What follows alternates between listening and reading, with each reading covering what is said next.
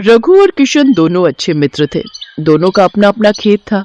किशन मेहनती था, इसलिए अपने खेत पर मेहनत करके वो अच्छी बढ़िया फसल उगाता और अच्छे दामों में बाजार में बेचता।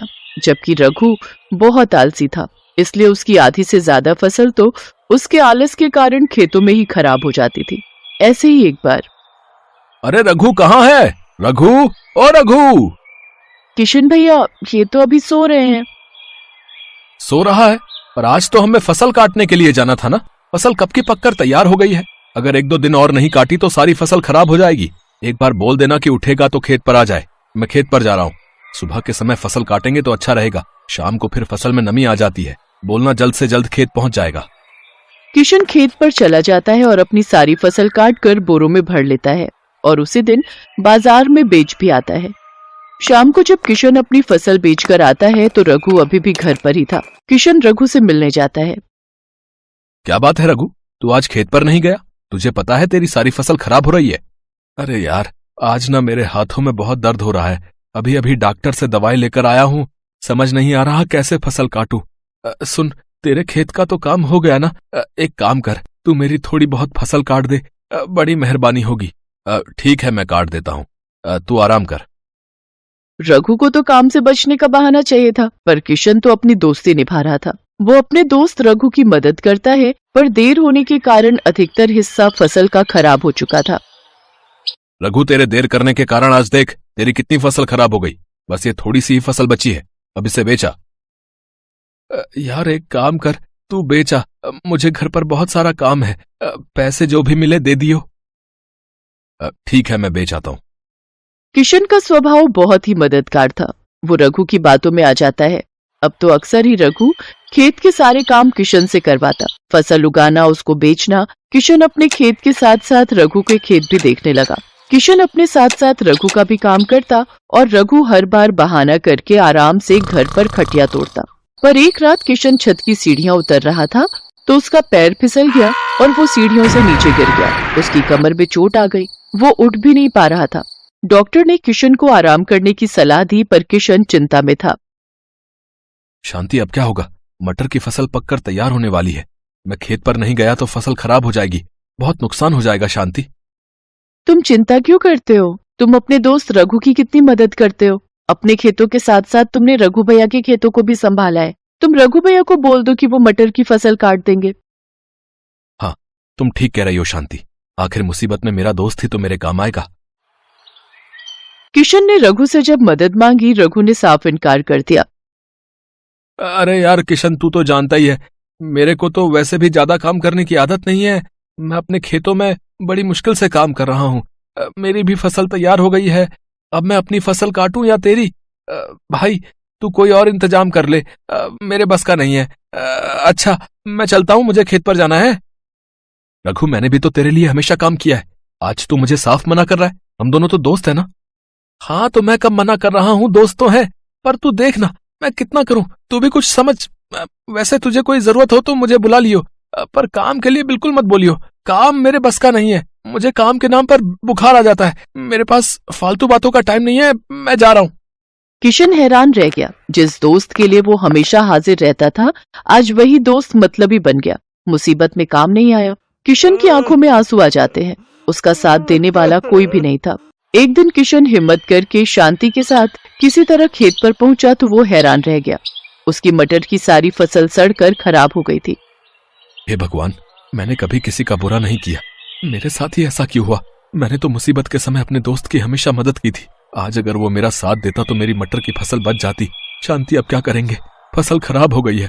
सब कुछ खत्म हो गया। शांति, लक्ष्मी मैया हमसे रूठ गई।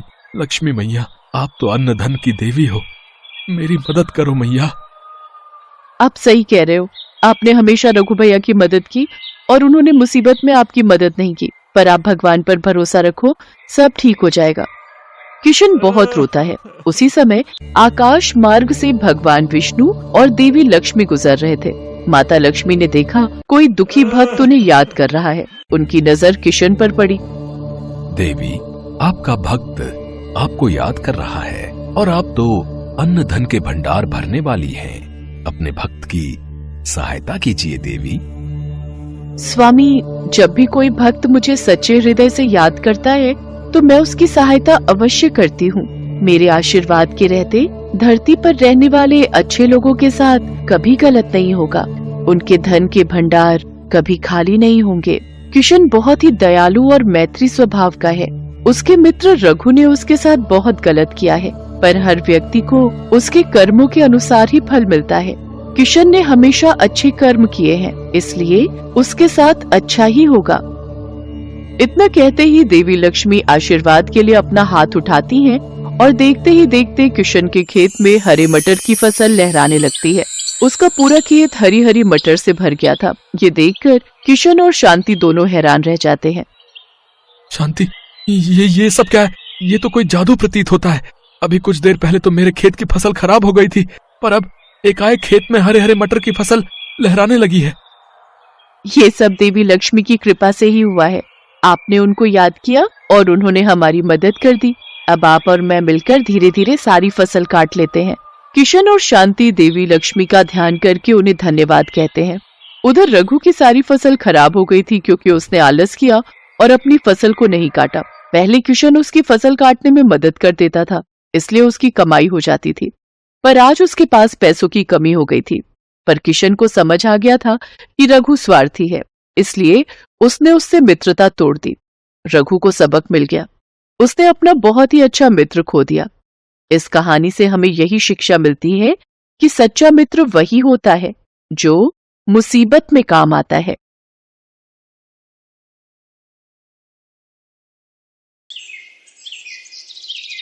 ये कहानी है गरीब सोमू की। सोमू अपने गांव के बाजार में सब्जियों का ठेला लगाता था। वो उन सब्जियों को अपने घर के पीछे ही उगाता था। खेती के लिए उसके पास बहुत थोड़ी सी ही जमीन थी। वो जितनी भी सब्जियां उगाता उन्हें अपने ठेले पर रखकर बाजार में बेच दिया करता था। सोमू पर अपनी पत्नी राधा और 2 बच्चों की जिम्मेदारी थी। सारा दिन मेहनत करने के बाद भी सोमू इतना नहीं कमा पाता था कि उसके पूरे परिवार का पेट भर सके। फिर एक दिन, हे भगवान, बस यही बाकी रह गया था। सोनू, पिंकी, कितनी बार समझाया है तुम दोनों को कि ठेले के ऊपर चढ़कर मत खेला करो। देखो क्या कर दिया तुम दोनों ने।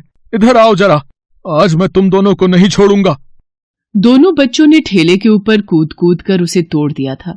ये देखकर सोमू को बहुत गुस्सा आ रहा था। वो हाथ में छड़ी लेकर अपने बच्चों की तरफ बढ़ता है, लेकिन तभी उसकी पत्नी राधा उसे रोक लेती है और उससे कहती है, अरे ये क्या कर रहे हैं आप? बच्चे हैं। देख क्या किया है तेरे लाडलों ने। अब तू ही बता, कैसे लेकर जाऊंगा बाजार में सब्जियां। सोनू, पिंकी, चलो माफी मांगो बाबा से। सच में इस बार तो तुम लोगों ने बहुत बड़ी गलती की है। माफ कर दो बाबा, जानबूझकर नहीं किया। हाँ बाबा, गलती हो गई, माफ कर दो।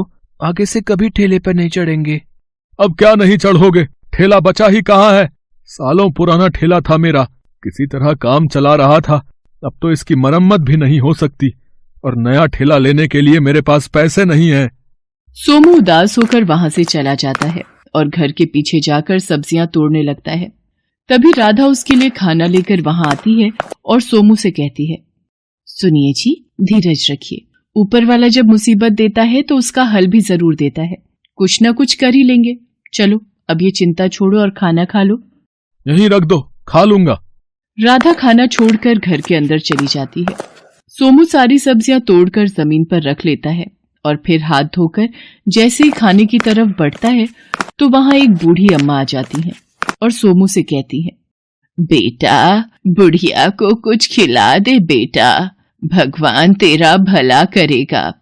भगवान क्या भला करेगा अम्मा, उसने तो सारी मुसीबतें मेरे ही नसीब में लिख दी हैं। खैर, तुम्हें भूखा नहीं जाने दूंगा, ये लो, खा लो। सोमू बूढ़ी अम्मा को अपना खाना दे देता है। बूढ़ी अम्मा खुशी खुशी वो खाना खा लेती है और फिर सोमू से कहती है, बेटा, तू और तेरी घरवाली बहुत अच्छे हैं। मैं जब भी तेरे दरवाजे पर आई हूँ कभी भूखी वापस नहीं लौटी। तू देखना बेटा, भगवान तेरी जरूर सुनेंगे। हाँ अम्मा, मेरी तो सुन नहीं रहे, काश तुम्हारी ही सुन ले भगवान। वैसे बात क्या है बेटा, तुझे इतना परेशान तो कभी नहीं देखा इससे पहले। सोमू अपनी सारी परेशानी बूढ़ी अम्मा को बताता है। सोमू की बात सुनकर बूढ़ी अम्मा मुस्कुराती हैं और वहां से चली जाती हैं। फिर कुछ ही देर बाद वो बूढ़ी अम्मा वापस आती हैं। उनके हाथों में एक बड़ी सी टोकरी थी। वो उस टोकरी को सोमू को देते हुए उससे कहती हैं, ले बेटा, ये रख ले, जा इसमें रख कर बेच अपनी सब्जियां। पर अम्मा, ये तुम कहाँ से लाई? पुरानी टोकरी है, सालों से है मेरे पास। अब मेरे तो हाथ पैरों में जान नहीं कि इसका कुछ इस्तेमाल कर सकूं। बस इतना याद रहे बेटा, इस टोकरी पर टोक लग जाएगी अगर तेरे मन में लालच आया तो। बहुत बहुत शुक्रिया अम्मा, तुम नहीं जानती तुमने कितनी बड़ी मदद की है मेरी। बूढ़ी अम्मा सोमू के सिर पर हाथ रखकर उसे आशीर्वाद देती हैं और फिर वहां से चली जाती हैं। सोमू अपनी सारी सब्जियों को उस टोकरी में रख लेता है और फिर उस टोकरी को अपने सिर पर रखकर उसे बाजार ले जाता है। उस दिन सोमू की सारी सब्जियां बहुत ही तेजी से बिक रही थीं। उसे हर तरफ से ग्राहकों ने घेर रखा था। लेकिन अजीब बात यह थी कि सारा दिन ढेर सारी सब्जियां बेचने के बाद भी शाम को सोमू की टोकरी सब्जियों से भरी ही थी। ये देखकर सोमू को अपनी आंखों पर विश्वास नहीं हुआ। ये कैसे? मैं तो कब से सब्जी बेच रहा हूँ, फिर ये सब्जियां खत्म क्यों नहीं हो रही? कहीं ये कोई सपना तो नहीं है? सोमू फौरन अपनी जेब में हाथ डालता है। उसकी जेब पैसों से भरी थी जो उसने सारा दिन सब्जी बेचकर कमाए थे। हे भगवान, ये क्या जादू है?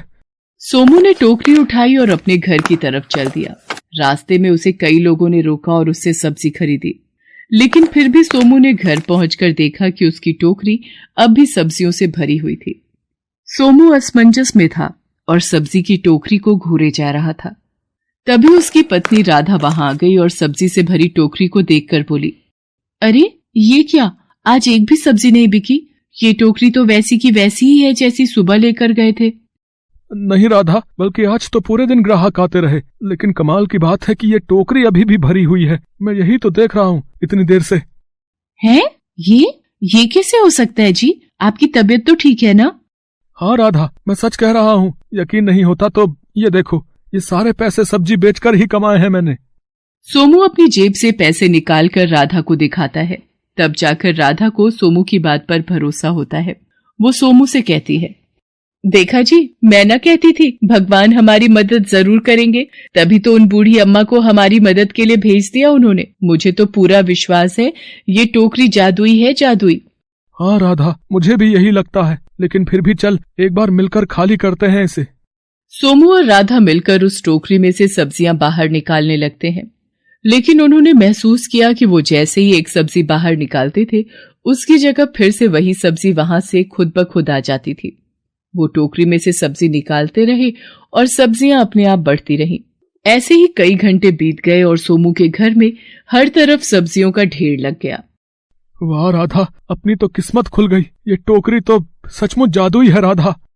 हाँ, ठेला क्या चीज है, अब तो हम जो चाहे वो खरीद सकते हैं जी। सोमू के पास अब बेचने के लिए बहुत सारी सब्जियां थी। वो गांव के बड़े दुकानदारों को घर बुलाकर अपनी सब्जियां उन्हें बेच देता है। वो लोग खुद ही सोमू के घर से सारी सब्जियां उठवाकर ले जाते हैं। इस तरह सोमू की सारी मुसीबतें एक ही पल में उस जादुई टोकरी ने हल कर दी थी। सोमू और राधा हर रोज मिलकर टोकरी से खूब सारी सब्जियां निकालते और फिर उन्हें बेच दिया करते। इस तरह कुछ ही दिनों में सोमू काफी अमीर हो गया। उसने खुद सब्जियां उगाना छोड़ दिया और अब एक बड़े से घर में अपने पूरे परिवार के साथ रहने लगा। फिर एक दिन, राधा, मैं एक बात सोच रहा था। हाँ बोलिए ना। अगर इस टोकरी में सब्जियां कभी खत्म नहीं होती तो दूसरा सामान भी तो खत्म नहीं होगा ना?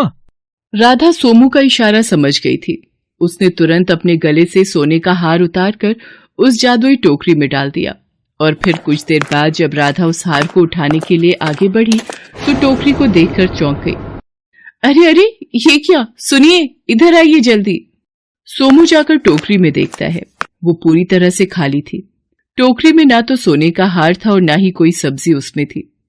सोमू और राधा को कुछ समझ नहीं आ रहा था। उन्होंने पास ही रखी एक लौकी उस टोकरी में डाली। वो लौकी टोकरी में डालते ही गायब हो गई। सोमू ने अपना सिर पकड़ लिया। अब उसे बूढ़ी अम्मा की कही आखिरी बात याद आ रही थी। बस इतना याद रहे बेटा, इस टोकरी पर टोक लग जाएगी अगर तेरे मन में लालच आया तो। सोमू समझ गया था कि उसे उसके लालच की सजा मिली है। वो टोकरी अब भी जादुई थी, लेकिन उसका जादू सोमू को अमीर नहीं बल्कि वापस गरीब बनाने के लिए था। हेलो दोस्तों, कैसे हैं आप सब? हमारी कहानियाँ देखने के लिए हमारे चैनल को सब्सक्राइब कीजिए और हाँ, बेल आइकॉन पर क्लिक करना मत भूलिएगा।